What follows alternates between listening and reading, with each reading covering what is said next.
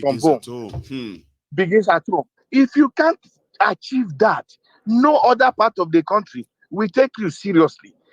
If at a point in time, people begin to see that no Igbo man is taking appointment from the federal government, no Igbo youth are not participating in Nigerian politics, in Nigeria, you just find a way to form your own government and run your show. The world will take you serious. Nigerians will take you. Nobody can come and force you out of your house to become a minister or to become a governor or whatever. That is on one part. Right. So the only thing I did not like about Nnamdi Kanu is that you cannot condemn entire people.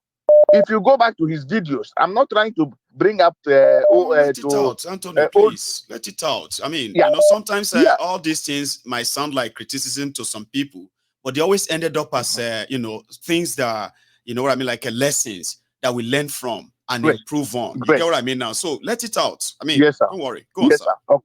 Now, so what I'm saying is that you cannot, in a place, a country that is called one united country, as it is called today, and you are looking for people to, you are looking to take yourself out of that contraption.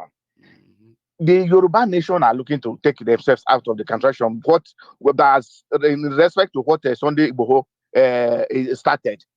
Right. Sunday Igboho started by talking about Yoruba nation and what they want for themselves. Sunday Igboho never insulted anybody. Nnamdi Kanu was berating the Yorubas. He will talk about how Yorubas are terrible. He will talk about how the outside, the Fulanis are terrible. How the middle pet. Look, if you are doing that, stay on your message. And I can say that and this, and I can say it again and again and again. The reason why P2B appeals to every Nigerian across board is that he stayed on a message. And his message was not talking down the Hausas, not talking down the Yorubas, not talking down any ethnic group, but talking about one Nigeria and what he can do for the South, for the North, to make sure that he moves Nigeria forward. That was what resonated. The fact that my brother and my friend, Omoyele Sowore, did not resonate that much was because people, I was in that camp. I was in the inner caucus of Sowore, and I was always saying, let's stay on message. Because I am 100% sure, Mayogu, that if we had somebody with Obi's message and the heart of Sowore, by today, Nigeria would have been liberated. Because if Sowore got a message across to Nigerians that everybody accepted the way they accepted Obi, with his personality as an activist, this thing that happened in 2023 election, that we all know it is a broad daylight robbery, Sowore would never have allowed it to happen. Sowore would have stood in front of the line. Because to me, I love Obi. I know he's somebody that doesn't want any Nigeria to lose their life. You cannot save Nigeria today without people losing their lives. It's not possible. That is wishful thinking. So if Sowore had gotten what Obi got, Sowore will not only ask people to go and fight for our mandate, he will be in the front line to fight for that mandate. And that is what you call a leader. I was telling people that Nelson Mandela never asked people to go and fight for apartheid. He was in the front line. He was ready to die for it. So you can't wish it away. So let me quickly summarize by saying this. Yes, let me quickly summarize by saying this. Look, the time to talk has passed. It is now time for action. I go on Twitter Spaces, be hosted by a lot of credible Nigerians. Wonderful guys. There's one guy they call Emir Saddam. There's one other one they call different names they have, but they host like so spaces. many there, I know. There are so many there. What I said at one point is that you cannot win your enemy in a battle by coming in the public to tell that your enemy your strategy that you would want to use to fight him. During the election, you can use those spaces to galvanize, to mobilize for election, to sensitize people to go out and vote. Now that we have seen that election is not the solution, I still see a lot of these people hosting spaces, and people are coming to talk about what they will do, the plan of how we can fight this government. You can't do that. It doesn't work. Anyone who is really serious won't do that. You selling your, because to me, if I was on the side of APC, I'll be laughing at you people. You are planning what to do to us, and you are telling us what you are going to do. We are in government. We are in control. We control the army. We control the police. So we control everything. It will be our fault if we let that happen. That's exactly what that means. It will be our fault. Now nobody will be stupid to allow that happen. Nobody. So see, what Anthony, I am going to say, thank you so much. I mean, you've actually really dropped a lot tonight, and I love the fact that you let that out. And you know why I said I wish you allow me. I wish you allow me this last one. 10 seconds. Okay, I will. I mean, I've allowed you a lot on so many, so that last one won't be the one that will kill me. So yeah, do it. I'm sorry about that. I'm sorry about that. Well, what I want to say is that we have to try to fight. People fought the military government, which was what gave birth to Nadeco. People fought them, and they were able to succeed. So why can't we have people that fought in that Nadeco alive, who are not part of this corrupt government right now?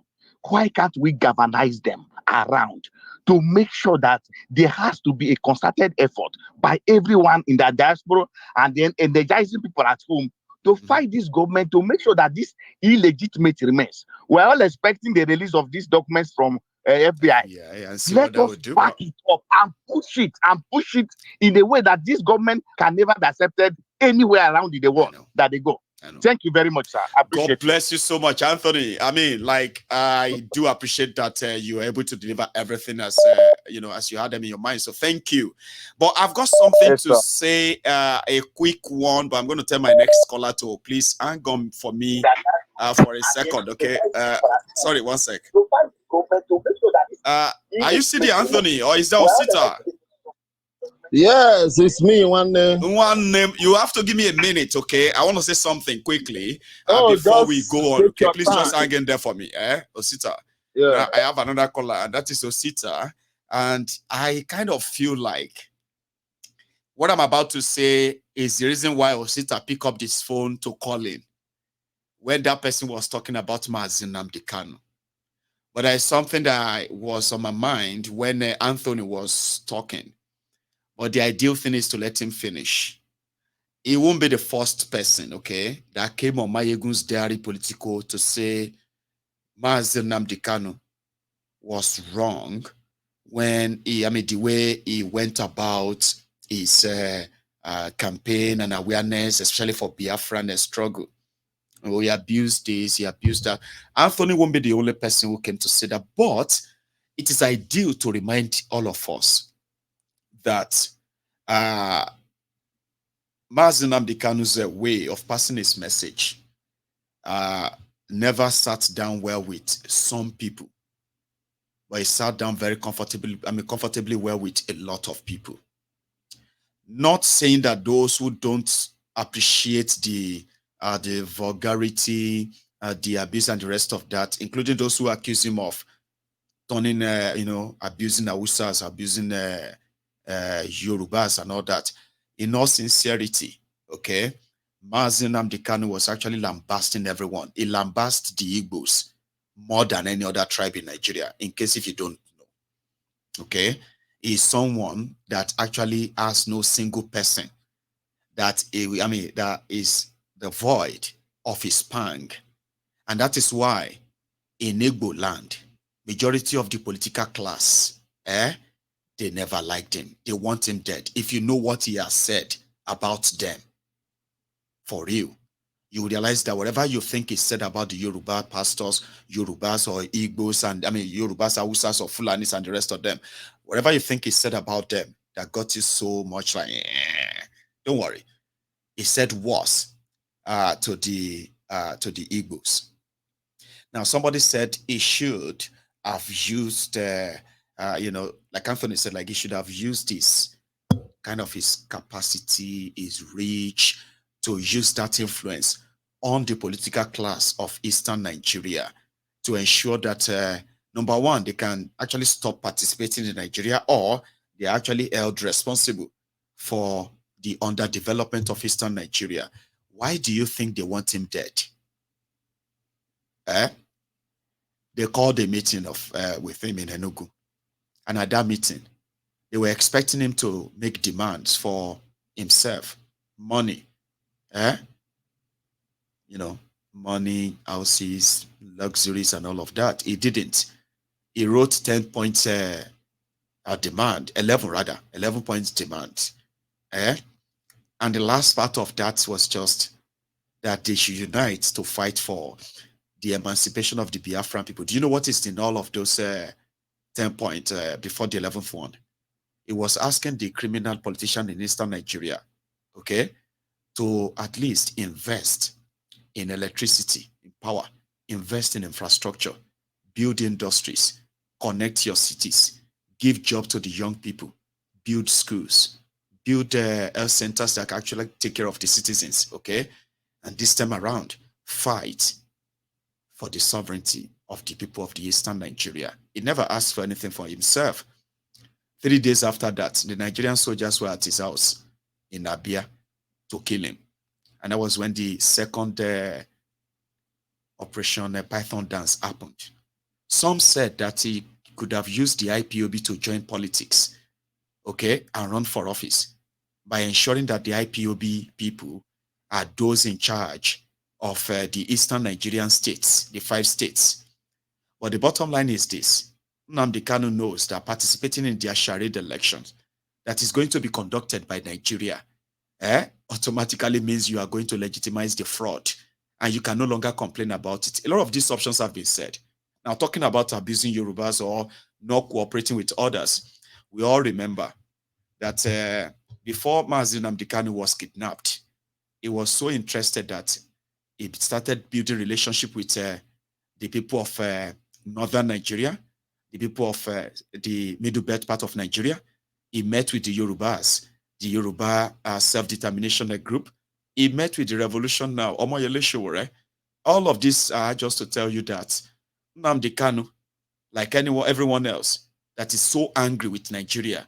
We could use any language, well, any other languages that we might have used in the past, okay? But from all of these experiences, at the same time, we are not actually the divisive figure that they want you to see it. So, Anthony, I get your drift, and I want you to bring yourself to up to date. The same Nnamdi Kanu, before they kidnapped him, became somebody who is now building and fighting, not just for the Eastern Nigeria also, including the people of Northern Nigeria. And the reason why he didn't participate in their politics, isn't it obvious now? That's the one I can respond to on that Nnamdi Kanu, just to set the record there straight. And I've kept Osita there waiting all night. Osita, one name. Yeah, one name. I'm so sorry I kept you waiting. No. Because if I didn't say that, I was just gonna. No, you already did part of my job. I knew it. I knew the moment I saw something, the number I was at, is that Osita? I knew a lot of people are going to call in tonight because of what Anthony said. But anyway, I don't want us to see that bad. But I'm not. Please. I'm not here to bombard anybody because every man is entitled to his own opinion. That is right. It depends on how you understand the situation or how Nigeria, the sad story, the evil genius of Nigeria has affected you. So it all gets to all of us. It's a turn-by-turn situation. That's right. One way or the other, you will find out. Even as at then, I want to make a reference to what he said about Nelson Mandela in South Africa. That's right. It is only when people don't understand what happened in South Africa, people would think that it was only Nelson Mandela that was talking. There was the king of I've forgotten the name of that. The Zulus. The Zulus. Shaka. Yeah, when he met Nelson Mandela, he told Nelson Mandela in one of the books I've read, and he said that, why don't we just ambush these people and kill them overnight? And Nelson Mandela said, no, that is not his style, that they will kill all of us if we do that. Nelson Mandela, what people don't understand, there is a difference between a freedom fighter and a political activist. That is something that people don't understand. And Nelson Mandela is only one person in the history of Africa, and probably Kwame Nkrumah, that is that is a political activist and at the same time a freedom fighter. When you look at their speech, it's different from what we see in Nigeria, that you say people are political activists. After all, what's his name? The lawyer, the Kennedy that speaks all the time. What's his name? The one that made aviation minister. Which one is that? Otobo Keyamo. You mean Frostos? Otobo Keyamo. Keyamo is a political activist. What I want you to know is that a political activist could actually change like a chameleon. But you see, the one that is a freedom fighter does not do that. Because they have an ideology. Why you will know? Yes, it's an ideology that is built. Why you will know? Nelson Mandela. If Nelson Mandela tells you, as at that time he was doing that thing, that I don't care being a president of South Africa, people will not understand. They will say it's a lie. But he displayed it when he came out from prison. His people forced him. He became president, and he told them that I was going to rule for only just 1 year. 4 years. That's right. And of which he did. That is somebody who is a freedom fighter. That is the freedom fighting, this thing that he displayed. So I want that caller. He's our brother, but sometimes he doesn't understand the pain. The first, you are the one that normally broadcast Nnamdi Kanu's first major speech on air. When he was talking about that thing, he was not talking about Nigeria. He was concerned for the people of the North. That is right. When Nnamdi Kanu, that is the real Nnamdi Kanu we know. Osita, thanks so much for mentioning that. I'm going to bring it up. A quick one, if you don't mind. Osita, no problem. If, you know, Mazi Nnamdi Kanu, who happened to be somebody who is not who they told you he is, or who you choose to see him as, if you are seeing him as a very, very wrong, bad person, right? This was a while back. A reminder. Sorry, Osita. My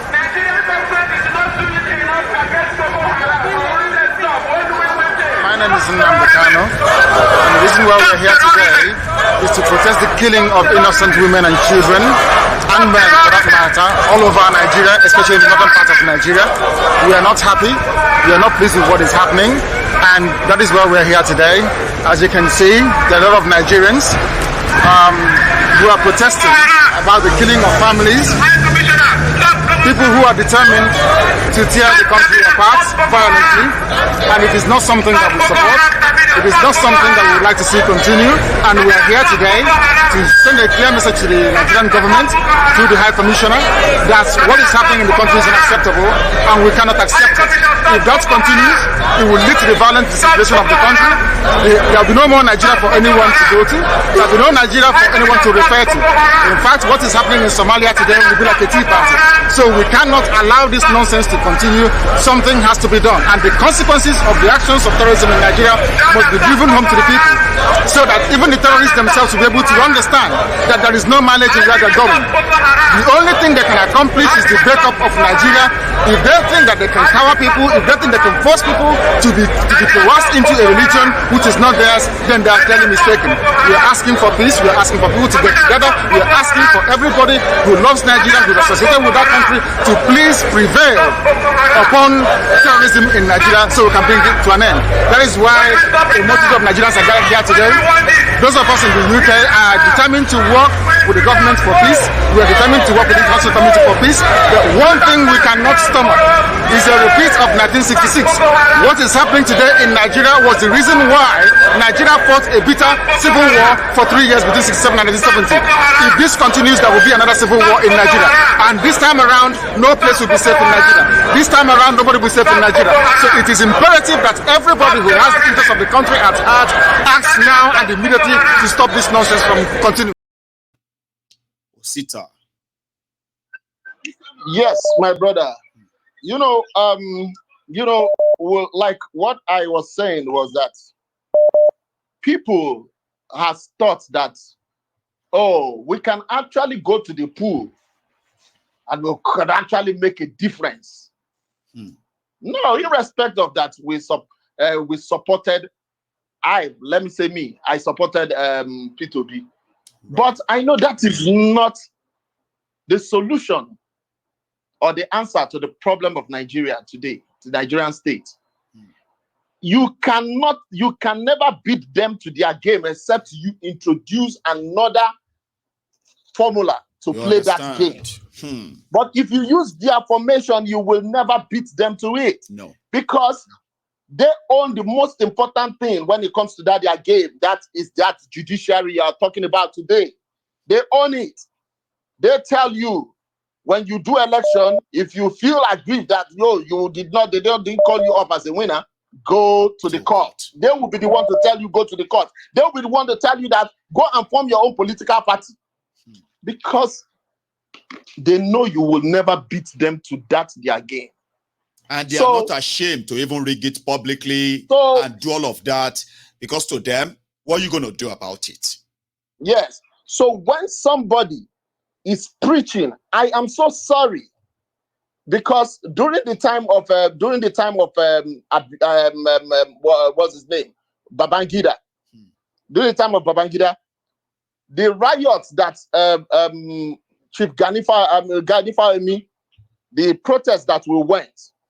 If you can get the newspaper Evening Times of that day, my father saw me on the top of the truck, the trailer, where we were offloading rice, saying that the trailer is not going to pass. I was in Bobby College at that time. You joined the mob yes, that mobbed it. Trailer of rice, Abi. Rice. My dad asked, what if you were shot that day? What if you were killed? So the truth is, if we keep being afraid that we are going to die, we will remain this way. It is everybody's fight, is not one person's fight. If somebody is waiting, I keep saying it, if somebody is waiting for Showore to come and lead the fight, you are joking. If somebody is waiting for Sunday Igboho to come and lead the fight, you are joking. You are waiting for Mayegu, you are joking. You are waiting for Nnamdi Kanu, you are joking. They've held in Nnamdi Kanu. It doesn't stop them from holding any other person. But they cannot hold all of us. That is the truth. They cannot hold all of us. You know what Amaechi also said there, which kind of resonates in my head, is the fact that even if you risk your life, okay, to bring evidence of their criminality, of these criminals to the public, at the risk of your life, they will still do nothing. Look at David Undenyi too. They actually want him dead or kind of jailed too, or So people don't understand it. So that my brother that came up, please, I need you to understand something. If you are fighting these people based on what they introduced, what they created, you're never going to get anywhere. You have to create your own force, your own mentality. You have to build it. You have to groom it. You have to broom it. When you do all these things, believe me, you will find out that you can stand up against them. Thank you, my brother. God bless you. Osita. That's Osita, ladies and gentlemen. I have another caller on the line here. Hello. Sir. General. This is Sake calling from Spain. Sake, tonight again. How are you, Sake? Yes, I'm fine. Great. I've been following this program, and the last three people that have spoken, I noted some things that they spoke about. And for example, go on. Yes, for example, Prince Jeje Man, he talked about he spoke about fear. Then Anthony, he also said something like concerted effort. Then Osita too, he mentioned fear and concerted effort. Because they were thinking like the thing I'm also thinking about, because I spoke once on this program and I said that when are we going to break out from this chain? They said that if they push people to wall, they will come back. But the case is not for Nigeria. They push them to the wall. They will create hole inside that wall. They will keep on going. And when is it going to end? Like I was in Nigeria last year, the petrol price was something like 220 to 240 thereabouts. But suddenly the thing came up to like 600 or something. Nothing happened. And this has always been the case. This government, they are so brutal that they can push us into everything and we keep on adapting it to endless point. I don't know. The point is endless. And I find out that one of the reasons that this thing is being endless is the one I want to add is also religion. The way, I'm not saying that Christianity or Muslim, whatever, Islamic something is a bad something, but our approach is very wrong. We fight for God and we live our own battle. Who is going to fight for us? Yeah, to fight. So among all these points that these people have raised, like fear, concerted effort, another one that I want to add is this religious aspect. Yes, we should look into it. And when we put all these points together and we try to educate people about it, that is one of the ways I believe we can be liberated from the shackles of this government that is grabbing us anyhow. That's my contribution for tonight. You have done so well. Yes. What you did right there is that you've kind of made it easier for a lot of our viewers, to have something you can call the summary that they can pick out from the contribution of others, which is something that, like you said, we must emphasize on if we want to encourage our people to stand up. We must talk about their fear. We must talk about the concerted effort. We will have to talk more about the religion, the manipulation, and the rest of that as well. Thank you, Sake. Yes. Take it easy, okay? And yes, you have a wonderful evening. All okay? right. Thank you, sir. Yes, sir. That's Sake, ladies and gentlemen. Conservative effort. Yeah, we're gonna look into that. Anyway, I have another caller, by the way. Hello there. Hello, my General. Hello, sir. I'm very well. How are you? I'm doing great. This is Zeus. Is that Zeus? Yes, that's you. By the way, thanks for that, your super chat. By the way, I saw that. That's generous. No problem. Thank you. Mayegu, I would just say something just to reflect on just to help Osite and the rest real quick. Quickly. Because of fear, Igbos by DNA have been splitted by the Fulanese into 12 states. Edo, Kogi, Benue, Cross River, Akwa Ibom, Rivers, Delta, then including the 5 Igbo states that they always want to paint in our face. They call Igbo states, yeah. Igbo states. But we have originally, the other ones are like 25% indigenous Igbos in other states that I mentioned. Then if you look cut out and then demarcated with all those other states to make them minority there. Yes, when they want to deny us our resources and everything. I know. And again, you look outside Nigeria, the British did the same.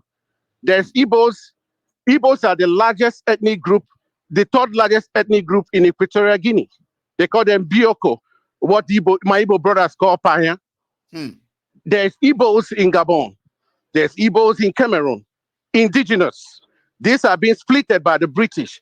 Then these 12 states I'm mentioning, splitted by the Fulanese for their own resources. And now you see an Igbo man by DNA. I want any person from Ikwere that say he's not Igbo should go to ancestral.com. This is the 21st century. Right. I mean, go get your DNA done. Then we're going to tell you where you originate from, or people from Opobo. It's just simple. This is not all that stuff again. But another thing I want to say is that if you look at the war, Nnamdi Kanu can get angry sometimes, but I know where he's coming from. During the war, we were not going to school for 3 years. Siblings, my grandma used to tell me, siblings used to share clothes. So when you elder one wear, then they're gonna wash it, then the younger one will wear it again. And I'm talking about from the Kwashiorkor killing and everything. And another thing I want to bring point, Awolowo was locked up in Calabar prison. Who is the head? Who is in control of the Old Eastern region? Was the late Biafra warlord Ojukwu. Ojukwu is senior to Gowon. Ojukwu was the one that released Awolowo, brought men, military men, to accompany him to Okene. Then Gowon don't want to tell Yorubas that. He wants to make sure that he release. Ojukwu will not release Awolowo to a junior officer. Military, we don't do that. It was Ojukwu that released Awolowo, and they have an agenda then that Awolowo will go ahead and declare Oduduwa Republic. That's why Ojukwu have to send men to him all the way to Okene.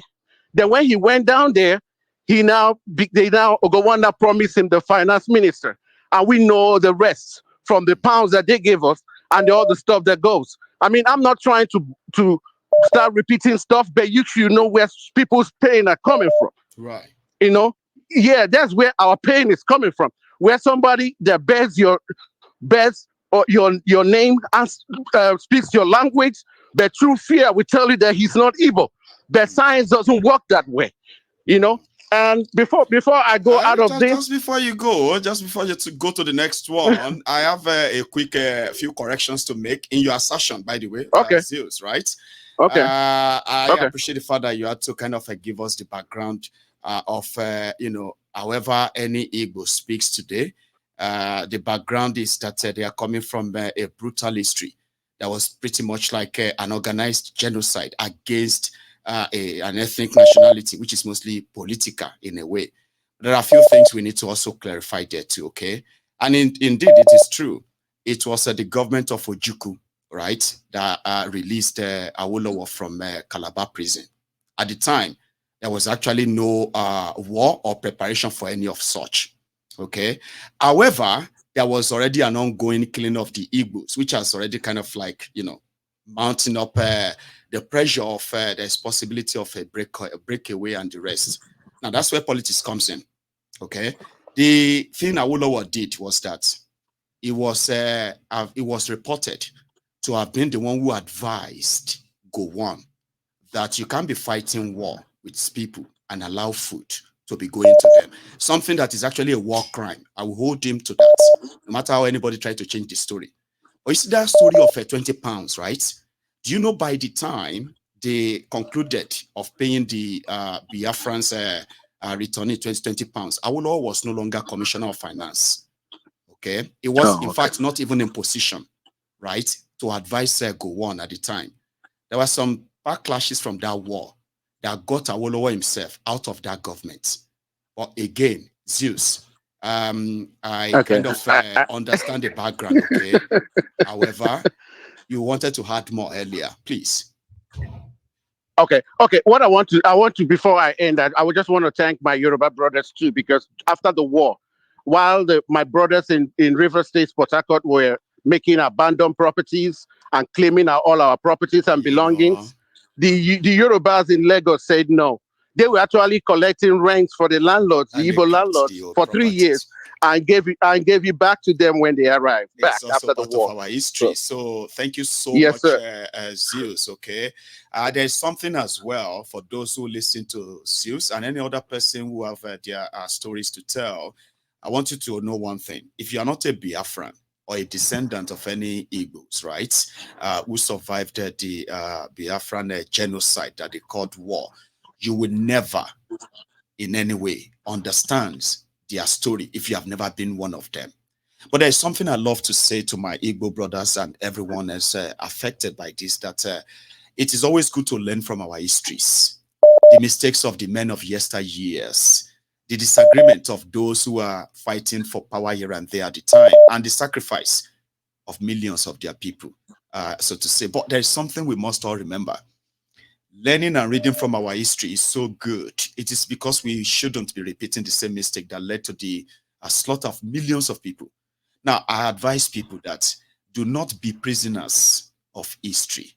Prisoners of history are those who walk about with revenge. And there are many like us today who have that revenge in their hearts.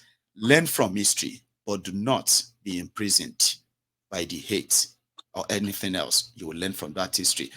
And like I said, it may not go down well with a lot of people. It's just my own simple advice that I actually offer. But when you see the Igbos telling their stories, do not go there and say they are exaggerating. Do not go there and say they are like complaining, because you have never really walked in their shoes. If you take your time to read the atrocities of that genocidal war, and those who actually conspired to sponsor the war against the Igbo at the time, you realize that the Igbo stood no chance. It was completely suicidal. And that Nigeria took no responsibility is the reason why Nigeria would never, ever, ever work together as one. I have discovered this for a long time. Okay, Nigeria held, what do you call it? They held those who were killed. They hold them in contempt. Okay, they don't want anybody to talk about the genocide. They don't want anybody to, in fact, in any way read about it. In a way, because those who participated in the genocide, the murderous criminals who became your leaders here and there, those who carried out the killings of women and children, over 5 million of them, in order to keep this contraption together, they were never held responsible. They went on to be rewarded. Many of them became head of state. Others became governors, ministers, and all of that stuff, generals here and there, living in wealth. Right? And they said it is a case of a no winner, no vanquish. How do you kill that much? And you said no winner, no vanquish. There's no memorial set up for those supposedly Nigerians, if you don't want to call them Biafrans. Over 5 million Nigerians that were slaughtered and killed needlessly for no just reason. You understand? So I encourage us to kind of do our best. I mean, I don't know if that's the right thing to say to the victims of genocide, the survivors or descendants of genocide in the same country that they are still being profiled, in the same country that they are still being treated, not as second class third class citizens. They are being treated as outcasts. They will brag and tell you Igbos will never lead Nigeria because of the war, but they will never let them go. And that's why I said, for those who have learned, who have read the history, I don't care about the version of history you've read. And those who who kind of wrote their own version. But if what you learn from that history you have read is kind of more hate and anger, fine. Okay? But you must ensure that you are not a prisoner of history. I'll leave it at that. Because a lot of people actually have more probably to add. I'll let you relax tonight, okay? We can do more of that next time. Thank you for every minute you spend with me tonight. And to everybody who has kind of paid their own offering, thank you. Like the video if you haven't already. To my super chatters, thank you. And to everybody else who also called in, God bless you, thank you. I have done my part. And to those who are going to see this video later, please make sure you watch everything from the start. I'll see you some other time, okay? Until then, stay safe and keep it easy. Good night.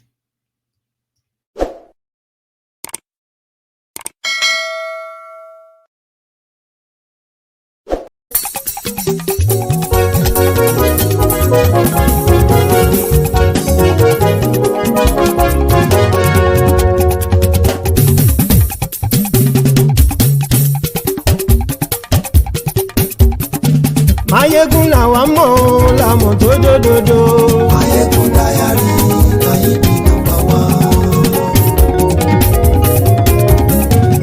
Ayégún làwa mọ̀ làmọ̀ tó dòdòdò. Ayégún Diary, Ayébi number one. Ayégún ti dé o, ọ̀rẹ́ ará ìlú. Ayégún Diary, Ayébi number one. Lórí Facebook, lórí YouTube. Ayégún Diary, Ayébi number one. Gbogbo bó ṣe ń lọ ni Máyégún já wa sí. Ayégún Diary, Ayébi number one. Àṣírí ọ̀jẹ̀lú kì í bò níbẹ̀ o. Ayégún Diary, Ayébi number one. Bó bá ṣe eré àní Máyégún máa wí. Máyégún Diary na ibi number one. Ó sì tún ṣe eré wàá gbọ́ níbẹ̀ o. Máyégún Diary na ibi number one. Máyégún Diary, Diary political. Máyégún Diary na ibi number one. Godfatherism kò sí lọ́rọ̀ Máyégún. Máyégún Diary na ibi number one. Ẹ farabalẹ̀ sẹ́ o kẹgọ́rọ̀ lẹ́nu o. Máyégún Diary na ibi number one. Àní Máyégún làwa mọ̀ tó dódòdó. Máyégún Diary na ibi number one.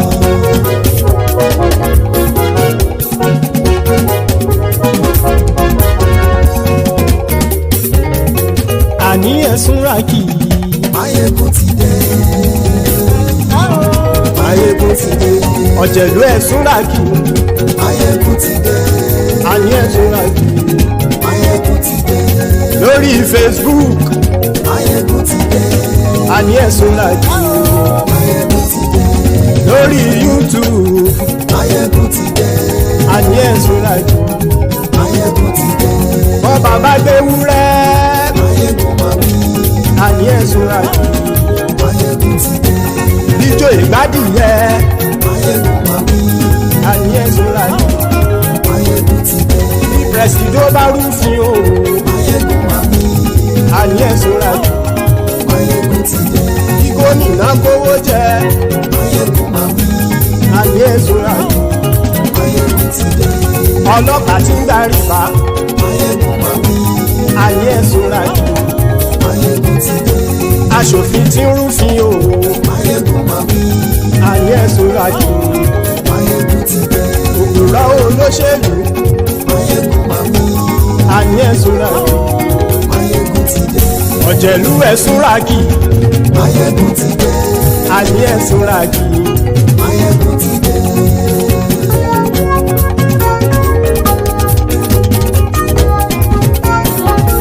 Máyégún ti dé. Gbogbo ọ̀jẹ̀lú ẹ̀sùn ràkì. Máyégún ti dé. Gbogbo ọ̀jẹ̀lú ẹ̀sùn ràkì.